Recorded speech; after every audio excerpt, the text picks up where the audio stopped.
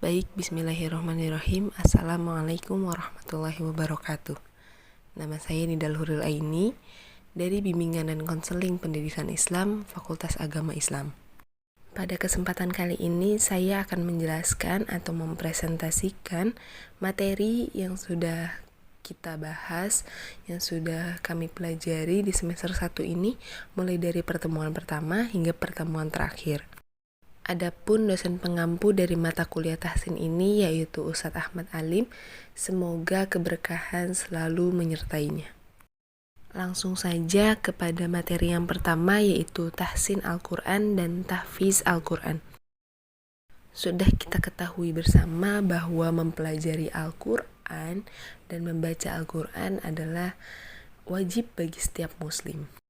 Nah, kita mempelajari Al-Quran itu harus sadar dan paham bahwa mempelajari Al-Quran itu adalah suatu kewajiban. Seperti yang dikatakan dalam Al-Quran, وَنَزَّلْنَا عَلَيْنَا الْكِتَابَ تِبْيَانًا لِكُلِّ شَيْءٍ وَهُدًى وَرَحْمَةً وَبُشْرَى لِلْمُسْلِمِينَ, yang artinya, dan kami turunkan kepadamu Alkitab, Al-Quran, untuk menjelaskan segala sesuatu dan petunjuk serta rahmat bagi orang-orang yang berserah diri. Maka bisa disimpulkan fungsi mempelajari Al-Quran yaitu ada 4. Yang pertama tibyanan, kemudian petunjuk, yang ketiga rahmat, yang keempat yaitu sebuah kabar gembira. Setiap dari kita manusia harus optimis mempelajari, mendalami, memperbaiki, mengamalkan Al-Quran, karena sesuatu yang ditempeli Al-Quran itu pasti mulia. Allah telah memberi jaminan untuk dimudahkan untuk menghafal dan mempelajari Al-Quran. Kemudian, apa saja tahapan saat kita ingin mempelajari Al-Quran? Nah, berikut tahapannya. Tahapan yang pertama ada tahsin pratahfiz. Sebelum menghafal, kita harus memperbaiki bacaan-bacaan Al-Quran kita, mulai dari tajwid, panjang pendek, dan lainnya. Setelah mempelajari dasar-dasar Al-Quran, lanjutlah kepada tahfiz juz amma. Sama saja menghafal 1 juz Al-Quran. Kemudian tahfiz 5 juz. Setelah lancar dan berhasil di 5 juz ini, barulah menghafal 30 juz. Setelah berhasil dan menghafalkan tahfiz 30 juz, barulah naik ke tingkatan selanjutnya, yaitu qiraatus sab'ah. Lanjut pada pembahasan yang kedua, yaitu hukum nun mati dan sukun. Allah memerintahkan kita untuk membaca Al-Quran dengan tartil, seperti yang dikatakan di surat Al-Muzammil ayat 4, warattilil Qur'ana tartila. Karena dengan tartil menyebabkan hati kita khusyuk membaca Al-Quran. Sebenarnya saat kita membaca Al-Quran dengan tartil, kita sedang berbisnis dengan Allah. Dan bisnis inilah satu-satunya bisnis yang tidak akan bangkrut. Karena langsung berbisnis dengan Allah Subhanahu wa Ta'ala yang Maha Kaya. Nah, untuk membaca tartil, kita harus mempelajari tajwid-tajwid yang ada di dalam Al-Quran. Salah satunya hukum nun sukun dan tanwin. Di hukum nun sukun dan tanwin ini ada izhar halki, ada idgham bi gunnah dan idgham bila gunnah, kemudian ada iklab, dan yang terakhir ada ikhfa. Izhar halki yang artinya jelas dan keluar dari tenggorokan. Kemudian hurufnya ada hamzah, ada ha, ada a, ada he, ada go, dan yang terakhir kho. Contohnya ada min ilmi. Jadi ainnya itu harus jelas. Kemudian ada idgham bigunah atau memasukkan dengan dengung. Hurufnya ada ya, nun, mim, dan waw. Kemudian contohnya ada faulam maisuro. Kemudian ada idgham bila gunnah atau memasukkan tanpa dengung. Hurufnya ada lam dan ro. Kemudian contoh membacanya ada mirrabbihim. Kemudian ada iklab atau menukar atau merubah. Huruf iklab ini hanya ada satu, yaitu ba. Dan contoh membacanya yaitu mim ba'di. Dan yang terakhir ada ikhfa atau yang dibaca dengan samar. Hurufnya ada ta, tha, ja, da, za, zai, sin, shin, sod, do, to, zo, fa, kof, dan yang terakhir ada kaf. Kemudian ada pun contoh dari ikhfa yaitu yunfiqun. Nah, 5 itulah yang termasuk dari hukum nun mati atau sukun. Sebenarnya 4, yaitu izhar, idgham, iklab, dan ikhfa. Namun saya membacakannya idgham menjadi 2 yang terpisah. Kemudian di materi selanjutnya ada akhlak hamalatil Quran. Sunnah memperindah suara saat membaca Al-Quran di pembahasan di kitab akhlak hamalatil Quran ini. Nah, memperindah suara saat membaca Al-Quran termasuk perkara yang dianjurkan oleh Nabi SAW dan hukumnya sunnah. Namun jangan sampai kita berlebih-lebihan saat membacanya. Allah sangat mencintai orang yang memperindah bacaan Qur'annya. Rasulullah SAW bersabda, hiasilah Al-Quran dengan suara kalian. Walaupun merasa suara kurang bagus atau merasa fales, bacalah Al-Quran dengan baik dan maksimal. Nah, ini suatu anugerah bagi orang yang memiliki suara yang indah.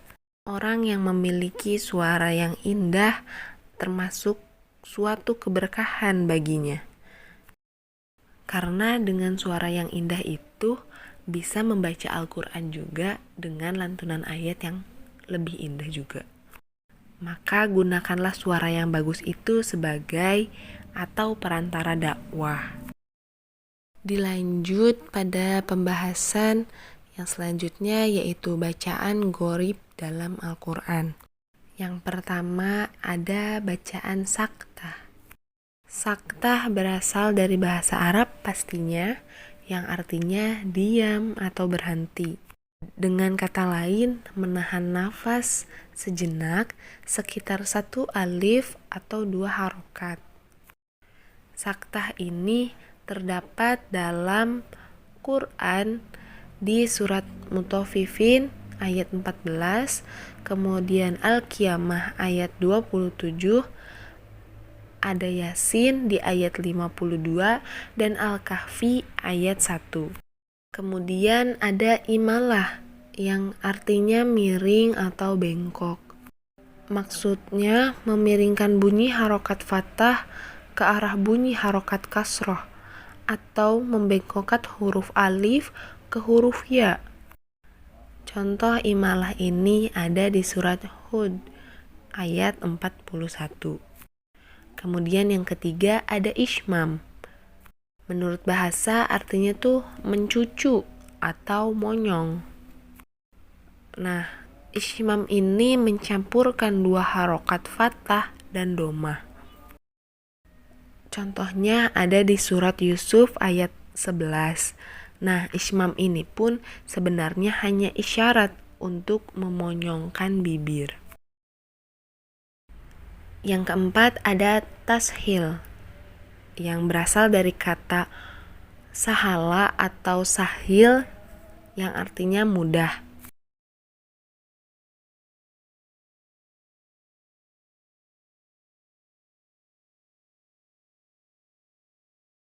Maksudnya meringkankan dua huruf hamzah yang berurutan menjadi satu yang bertujuan untuk memudahkan dalam melafalkan bacaan tashil. Nah, bacaan tashil ini ada di surat Fussilat ayat 44. Dilanjut ada naql yang artinya memindahkan.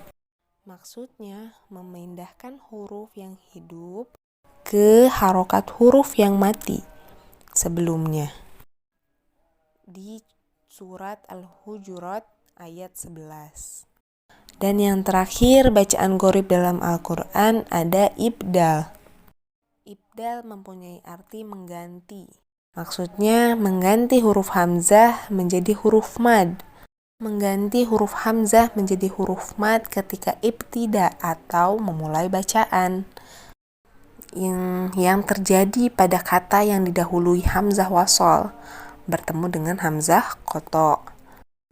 Contoh ibdal ini ada di surat Al-Ahqaf ayat 4. Dilanjut di pembahasan selanjutnya, yaitu waktu terbaik membaca Al-Quran. Kapan sih waktu-waktu terbaik untuk membaca Al-Quran? Sebenarnya semua waktu, semua hari pun sama, semuanya baik untuk membaca Al-Quran. Ini hanyalah waktu-waktu yang diutamakan atau waktu-waktu yang terbaik. Yang pertama, waktu terbaik membaca Al-Quran yaitu dibaca dalam sholat. Sebagaimana ulama menghatamkan Al-Quran dalam kondisi sholat, terutama sholat malam. Jadi menghatamkan Al-Quran di dalam sholat. Maksudnya tidak sekaligus dalam satu rakaat, namun di setiap sholat berusaha untuk melafalkan Al-Quran sesuai urutan, kemudian menghatamkannya. Adapun antara waktu maghrib dan isya, jadi sembari menunggu waktu isya dari maghrib, bacalah Al-Quran setelah sholat. Nah, kalau di siang hari yang bagus untuk membaca Al-Quran yaitu setelah subuh. Kemudian ada hari-hari terbaik untuk membaca Al-Quran. Ada di hari atau Yaumul Arafah, kemudian ada di hari Jumat, kemudian lagi ada di hari Senin dan Kamis. Jadi sembari kita puasa Senin dan Kamis, kalau kita di hari itu membaca Al-Quran, pahalanya lebih banyak dari hari-hari biasa. Ada di 10 terakhir bulan Ramadan dan 10 hari pertama di bulan Zulhijjah. Nah, adapun bulan terbaik, pastinya bulan terbaik untuk membaca Al-Quran yaitu bulan Ramadan. Ada juga malam terbaik untuk membaca Al-Quran. Di malam apa? Ya, di malam Lailatul Qadar, di malam 1000 bulan, dan pastinya atau tepatnya di waktu Al-Quran itu turun. Al-Quran turun ada di malam Lailatul Qadar. Di hukum ro tafhim dan tarkik, yang pertama, ro dibaca tafhim atau tebal. Kapan ro dibaca tafhim? Yang pertama, saat ro berharokat fathah, kemudian ro yang berharokat dhammah, kemudian lagi ada ro yang diwaqafkan, sebelumnya huruf yang berharokat fathah atau dhammah. Dilanjut ada ro yang sebelumnya ada huruf berbaris fathah atau dhammah.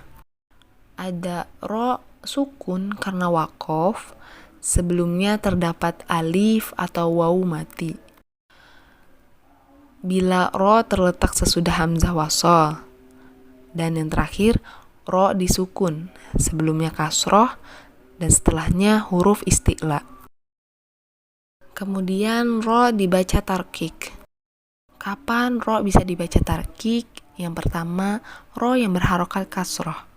Kemudian ro sukun, dan sebelumnya ada harokat kasroh dan sesudahnya ada huruf isti'la dalam kata yang terpisah.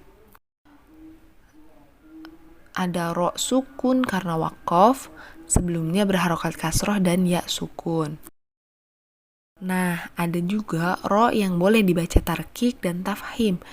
Kapan? Saat ro sukun karena wakof, sebelumnya huruf isti'la yang berbaris mati yang diawali dengan huruf yang berharokat kasroh. Kemudian ada pembahasan tentang ikrotekstual dan kontekstual. Apa itu ikrotekstual? Ikrotekstual adalah membaca Al-Quran sesuai dengan makhraj. Kemudian kontekstual artinya mempraktikkan kandungan lafaz yang ada di Al-Quran. Kita itu harus membumikan Al-Quran. Dengan apa? Bagaimana caranya? Nah, dengan cara membaca dan mengamalkan Al-Quran. Imam Syafi'i pernah berkata, kalau seandainya Allah hanya menurunkan surat Al-Asr, maka cukuplah untuk kita. Maksudnya, dengan Allah menurunkan surat hanya Al-Asr pun cukup untuk kita, cukup untuk manusia. Namun, tugas manusia itu bukan hanya untuk membaca Al-Quran, tetapi mengamalkan Al-Quran juga. Jangan sampai kita mengacuhkan atau menjadi orang yang acuh terhadap Al-Quran. Karena orang yang acuh terhadap Al-Quran itu akan Allah berikan kesempitan kepadanya. Entah itu kesempitan rezeki atau kelapangan hatinya. Jadi tujuan ikrotekstual dan kontekstual yaitu mentadaburi Al-Quran. Di pembahasan selanjutnya ada hikmah pengulangan ayat dalam Al-Quran. Maksud pengulangan ayat itu ayat yang diulang-ulang dalam Al-Quran, baik kata maupun jumlah, ataupun berupa nama atau kisah-kisah dalam Al-Quran. Nah, faidah pengulangan ayat ini ada at-takrir, ada ta'kid, kemudian ziyadatut taybih, dan yang terakhir ada ta'zim. Karena pengulangan ayat ini tidak hanya semata-mata untuk diulang saja. Nah, faidah-faidahnya tuh keempat itu. Kemudian contoh pengulangan ayat dalam Al-Quran ada di surat Al-Mu'minun ayat 36. Allah mengulang satu kata dalam satu ayat. Kemudian ada surat Al-Insan ayat 15-16. Di dalam ayat itu ada pengulangan satu kata dalam dua ayat. Nah, ada pengulangan dalam bentuk kalimat di surat Al-Insyirah di ayat 5-6. Nah, pembahasan terakhir ada waqaf, ibtida, dan saktah. Apa arti waqaf? Waqaf secara bahasa artinya menahan. Kemudian waqaf secara istilah berarti berhenti pada satu kalimat. Waqaf terbagi menjadi dua. Ada waqaf ittirori dan waqaf ikhtiyari. Waqaf ittidori artinya terpaksa, maksudnya terpaksa berhenti. Adapun waqaf ikhtiyari yang artinya memilih, maksudnya berhenti karena pilihan. Kemudian di waqaf ikhtiyari ini ada yang namanya waqaf tam. Maksud dari waqaf ini yaitu pada ayat yang telah sempurna dan tidak ada hubungan dengan ayat setelahnya, baik secara lafaz maupun makna. Ada di Quran surat Al-Fatihah ayat 4-5 dan Quran surat Al-Baqarah ayat 5-6. Kemudian ada waqaf kafi, waqaf yang sudah sempurna artinya, namun masih ada keterkaitan makna dengan makna ayat selanjutnya. Contohnya ada di Quran surat Al-Baqarah ayat 6-7. Kemudian ada waqaf hasan. Secara arti sudah sempurna, namun secara makna dan lafaz masih ada keterkaitan. Contohnya ada di Al-Baqarah ayat 3. Nah, waqaf yang terakhir ada waqaf qobih, yang artinya waqaf pada ayat yang sebelum sempurna karena ada keterkaitan dengan kata yang berikutnya, baik secara makna maupun lafaz. Dan yang terakhir ada waqaf akbah, maksudnya waqaf yang sangat buruk. Kemudian ada ibtida. Apa arti ibtida? Ibtida artinya memulai bacaan dengan Al-Quran, baik memulai dari awal maupun meneruskan bacaan yang semula dihentikan.